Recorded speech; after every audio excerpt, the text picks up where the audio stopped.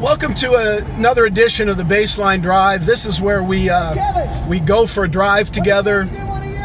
Hopefully, what we talk about is going to become the baseline for some conversations a little bit later in the day. So, I talk a lot about this paper that I wrote in a coaching theory class, one of my early years in college.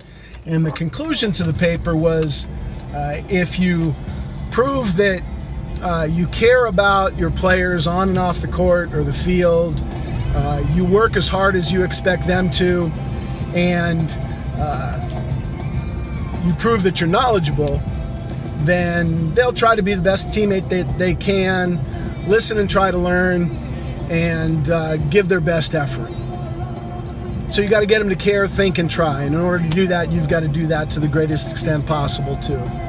I guess since then, I'd add, you better make it darn enjoyable for them as well. Otherwise, they're not going to do any of those things. But as we get into February and high school basketball playoffs are in full swing and spring sports are beginning to launch, I hearken back to the first time I met a team in June, first year at the school. Things were going on in the gym, so we couldn't use the gymnasium.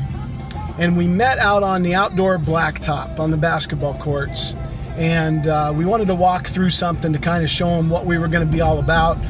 So I picked 5 guys that I thought had a pretty good chance of starting or playing, just based on watching them shoot around and how they moved and some videotape that I had seen of them play. And first thing I did was take a big kid that was inside, played around the basket, and moved him out to the perimeter because I liked big teams, so I chose a little bit bigger lineup than maybe the previous guy did. And I picked a big, tall, 6'7", lanky kid, had arms that went down to about his knees, shot the ball really well, and I thought he'd be perfect for our high post offense. And station him at the free throw line. So when I called his name, he looked at me a little bit funny, like, "Are you talking to me?" And walked him through everything. And then there were some kids that had started and played a lot in previous years, and they were going to be subs. They were going to come off the bench. So I realized that there were a few things I needed to do. I needed to get their trust as a coach. I needed to make them feel valued and important regardless of their role. And then I needed to get them to play for each other and bring them together a little bit. And I didn't think that they did that so much previously. So that they could give their best effort all the time. And that's something that we preached often in practice and games early in our summer season. We talked about, it shouldn't matter whether it's a scrimmage in practice or whether it's a game or a playoff game or even a fourth quarter in March. You should play every play and every possession the same way, so that we had that constant effort and focus. And that's something that we kind of preached on a lot. And in order to do that, you kind of just got to get them to buy in. There were years ago that I spoke at an event called the Character Combine, and I went on right before a great national speaker named Joe Ehrman. And he wrote a spectacular book called Inside Out Coaching.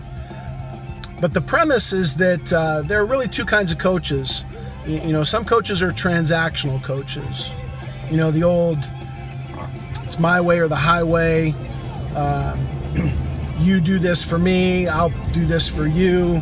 You come and practice and play hard. I'll give you playing time. I'll give you attention. You win games for me. That boosts my reputation. I win games. Our program gets better. And there's that transaction between coach and player. Joe professes that coach-player relationships should be transformational. The coach shouldn't be thinking what's best for me and my program. He should be thinking what's best for the player and how am I going to transform that young boy into a man? What life lessons am I going to teach him and transform his life? So while all of those other lessons of hard work and commitment and things like that are still important. The underlying theme is what's best for the player. It becomes a much more player-centric program than it does coach or program-centric. And that just seemed to fit my personality and how I wanted to coach anyway. So that's kind of how we approach things. And getting back to this big, tall kid that looked at me funny when I called his name, I find out that the reason he looked at me kind of weird is he only played about 20 minutes his junior year and was thinking of maybe not even playing his senior year in talking to his dad. And his dad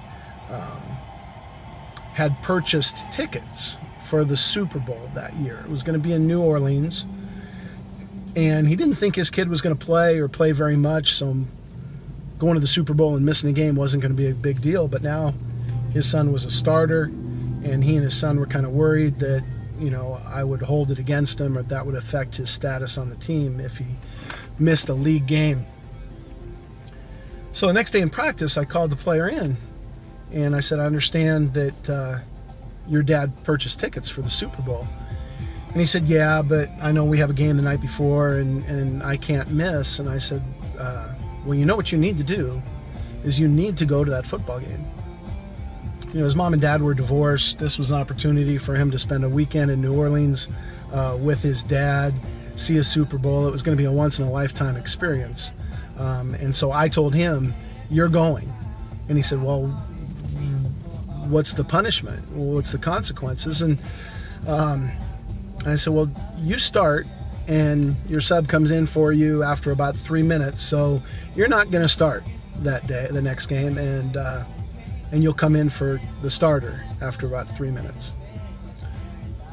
So the consequences were fairly insignificant, and I thought that what I did for him and helping him transform his life was far more important than playing in a league game. And when you think about consequences, I was fortunate to work some camps with John Wooden when I was younger, and he used to talk with us at breakfast all the time. And I remember a conversation. He told a story about a player that he had in high school, and he had a very strict rule about no smoking during the season. You couldn't smoke cigarettes during the season. It was funny. It was okay to smoke outside the season, but back in the 40s, he wanted them to be clean during the season. So this young man got caught smoking in the bathroom, and Coach Wooden kicked him off the team. And this boy, basketball was really, really important to him. He was thinking about playing in college, and because he was kicked off the team, he kind of checked out, stopped going to school, lost his college scholarship. And Coach Wooden said something that stuck with me forever. And he said, from that day forward, I started to think about the consequences of my consequences.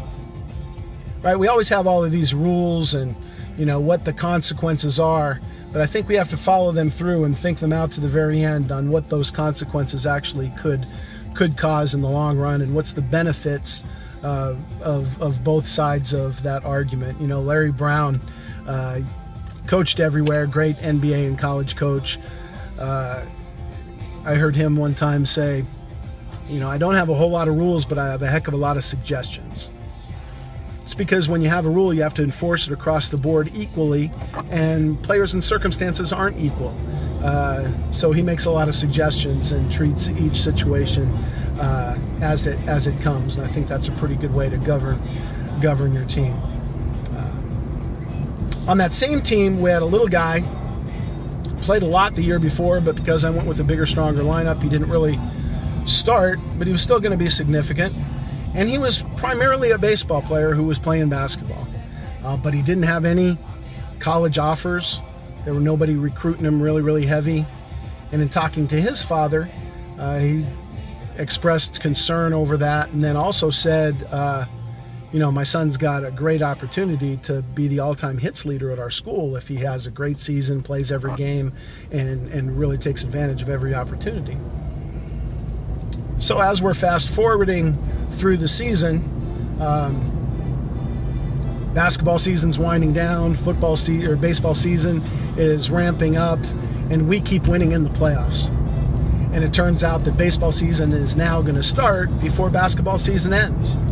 And I knew this boy needed every opportunity he could to earn a scholarship and maybe even become the all-time hits leader at the school. So I called him into the office, and we had a game Saturday morning at 10:30 for the CIF championship. And he had a baseball game Friday afternoon. And I said, do you know what you need to do? You need to play your baseball game Friday. He said, Coach, I'm going to miss the practice or be late for practice. I said, well, you need to go get a couple of hits for me and just make sure you don't slide and get hurt, because I'm going to need you Saturday morning. So he went to his baseball game, got a couple of hits, showed up at practice a little bit late for our walkthrough for our championship game. Had a chance to get announced and play the next day in a championship game in an arena that sat 14,000 people. It was a great opportunity. And as I go through thinking about that game, it was a really close, hard-fought game. And at the end of the third quarter, I remember I had two scouts that did such a great job. We knew exactly what they were going to run at the end of a quarter. And they ran a play, cut back door along the baseline. And the big, tall kid, who played 20 minutes his junior year, knew that he was okay to leave his man and come across to help, and he got a big blocked shot. And it flew right to the little guard, who was a baseball player and happened to be in the game that time. He took two dribbles and made a three-quarter court shot for a three-pointer at the end of the third quarter. And crowd went crazy, sparked our enthusiasm a little bit. We played a great fourth quarter in March, won a CIF championship, got a ring. And I wonder if the way that we treated them during the season, the opportunities that we gave them, the thought of putting them first before the program and making it a player-centric program instead of a coach or program-centered activity, might have added a little bit of pixie dust and gave them that little bit of magic where they cared a little bit more, thought a little bit deeper, tried a little bit extra, and made this game-saving play. We call it the play. And you fast forward a little bit, and that big, tall center who played 20 minutes his junior year ended up having an opportunity to play college basketball. The little guard got a Division I scholarship in baseball, started for 4 years at shortstop. Maybe that happens anyway, I don't know. But I think what we did and how we treated him went a long way towards creating a culture of confident and coachable competitors of character that were all in for the program because they knew that we were all in for them. It wasn't a transaction between them and I. It was something transformational. And that's how we wanted to have our program run.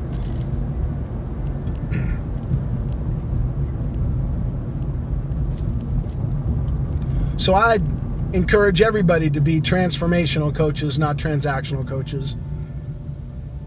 Create confident, coachable competitors of character. Reach that gold standard of coaching. And be great. Coach Loke, out.